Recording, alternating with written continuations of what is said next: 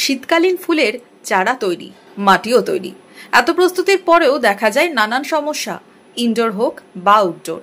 গাছের পরিচর্যায় কি কি সার ব্যবহার করলে গাছ হবে প্রাণবন্ত? শীতকালে গাছে গাছে হবে ফুলের সমারোহ। গাছের পরিচর্যায় কি কি বিষয় মাথায় রাখা জরুরি? গাছের খাবার থেকে জল পরিমাণ হবে কতটা? কিভাবে করতে হবে মাটির প্রস্তুতি? পরিচর্যা নিয়েই মুশকিল আসান করেছেন বাগান বিশেষজ্ঞ বহরমপুর নার্সারির কর্ণধার সাফিউল মুজনিবিন। এইটা হচ্ছে আপনার লেদার মিল্ক। এই যে দেখছেন, এটা লেদার মিল্ক। এটা হচ্ছে ব্লাড মিল্ক, মানে রক্তকে পচিয়ে যেটা তৈরি করা হয়। এটা চামড়ার যেটা ঝিল সেগুলোকে পচিয়ে করা হয়, এটাকে লেদার মিল্ক বলা হয়। এটা আপনার নিম খোল, নিমের খোল নির্যাস। এটা পারলাইট, এটাও মাটিতে দিলে মাটিকে ফাঁপা রাখে একদম। এটা হচ্ছে আপনার স্টিম বোন, মানে হাড়কে যেটা পুড়িয়ে ডাস্ট করা হয় সেটা হচ্ছে এটা জ্বালানো এই হাড়গুলো। এটা হচ্ছে আপনার হাড় বোন, মানে যেটাকে আমরা বোন ডাস্ট বলি বা বোন মিল্ক বলা হয়, এটা হচ্ছে সেইটা। এটা হাড়ের গুঁড়ো। এটা হচ্ছে আপনার বাদাম খোল এইটা। আর এইটা হচ্ছে আপনার শিং কুচো। আর একটা আছে শিং ছিলা, শিং ছিলাটা এখানে আপাতত নাই। শিং ছিলা একটা ভুসির মতো আছে, এটা হচ্ছে শিং কুচো।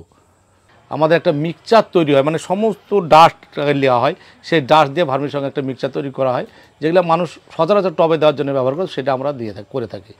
সেটা আমাদের কাছে পাবে মানুষ। বাদাম খোল, হাড় গুঁড়ো, নিম খোল থেকে পারলাইট, কোন গাছে কোন সার কাজ দেবে ম্যাজিকের মতো? এবার এক একটা গাছ পিছু এক এক রকমের ভ্যারাইটির লাগে।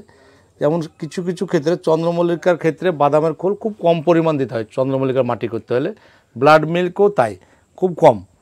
এইগুলো দিতে হয় আপনার অ্যাডেনিয়াম ফ্যাডেনিয়ামের ক্ষেত্রে যখন হয় তখন আপনার এগুলো লাগে। যেমন স্যাকুল্যান্ড, মানে পাহাড়ের যে গাছগুলো সেগুলোর ক্ষেত্রে আপনার এটা লাগবে পারলাইট। পারলাইটটা ওই ক্ষেত্রে খুব কাজ করে ভালো, আপনার ওটাও কাজ করে এটাও কাজ করে, মানে আপনার ব্লাড মিল্কটা।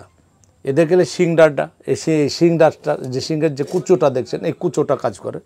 এগুলো দিয়ে আগে সয়েলটাকে প্রিপারেশন করতে হয়। তার সঙ্গে আমাদের লোকাল কিছু গোবরের সার বা ভার্মি কম্পোস্ট যেটাকে বলি সেটা আমরা দিলে, আর একটু ফাঙ্গিসাইড সাব পাউডার এর সঙ্গে ফেলে দিয়ে মিক্সচার করে দিলে, একটু জল মেরে একটা দিন মাটিটাকে হালকা করে ঢেকে রাখলে, তারপরে সেই মাটিতে কাজ করলে আমরা বলবো গাছ আর কোনো খাবার লাগবে না। যদি টব ছোট হয় সেক্ষেত্রে কি করতে হবে? টবের গাছে জৈব সার না রাসায়নিক সার প্রাধান্য দিতে হবে কাকে? যদি ইনকেস কোনো কারণে হয় যে আমার পট ছোট, সেই ক্ষেত্রে শস্যের খোল পচাটা ইউজ করতে পারেন জৈব হিসেবে। রাসায়নিকের আলে যাওয়ার কোনো প্রয়োজনই নাই। টবের গাছে যেন রাসায়নিক সার মানুষ না নিয়ে যায়। সিজন ফ্লাওয়ার বা শীতকালীন ফুলের পরিচর্যায় রাসায়নিক সার কি প্রয়োজন? আর সিজন ফ্লাওয়ার রাসায়নিক সার বিশেষ প্রয়োজন হয় না। কোনো ক্ষেত্রে লিকুইড আছে, সেটা স্প্রে করতে হয়, বা কেউ করে যারা সৌন্দর্য করে ফুল করে, আর তাতে ফুলের লংজিভিটি অনেক কমে যাবে। ইনডোর প্ল্যান্টে জল কতটা, পরিচর্যাতেও কি কি সতর্কতা অবলম্বন করতে হবে? ইনডোরের ক্ষেত্রে আপনার এই যে এগুলো আছে এইগুলোই থাকবে, এগুলোই দেওয়া যাবে অল্প অল্প পরিমাণে দিবে, দিয়ে মাটিটাকে মিক্সড করে নেবে। বা অনেক সময় এখন শিংডার বলে একটা জিনিস, যেটা কয়লা ফুড়ার, সে মালটা খুব চালু আছে এখন মার্কেটে চলছে আর কি। তো আমরা বলি সাধারণত শিংডারে সব কিছু ইউজ না করে বলে, যেহেতু আমাদের এখানে মাটি ভালো, আমাদের এখানে দোআঁশ মাটি, সমস্ত রকম গাছ এখানে হয়, সেই হিসাবে এইগুলো দিয়ে ইউজ করলে হবে। কিন্তু ইনডোরের ক্ষেত্রে অনলি ফর জলটা পরিমাণ মতো খুব কম। ইনডোরে যেহেতু সূর্য ঢোকে না, ওখানে আপনার জল কম শোষণ করে এবং জল কম লাগে সেই জায়গায় জলটা কমাইতে বলি আমরা বারবার। ইনডোরের ক্ষেত্রে জলটা খুব সাবধানতা অবলম্বন করতে হবে আপনাকে, জলটা যেন অ্যাভেলেবল না দিয়ে ফেলে। বহরমপুর নার্সারি আর কি কি পরিষেবা নিয়ে হাজির হয়েছে গাছপ্রেমীদের জন্য? এর বাইরেও অনেক কিছু আছে, যেমন শস্যার খোল আছে, আপনার শিং ছিলাটা পড়ে আছে, এমনি কোম্পানির কিছু জৈব সার আছে, তারপর আপনার ভার্মি কম্পোস্ট আছে।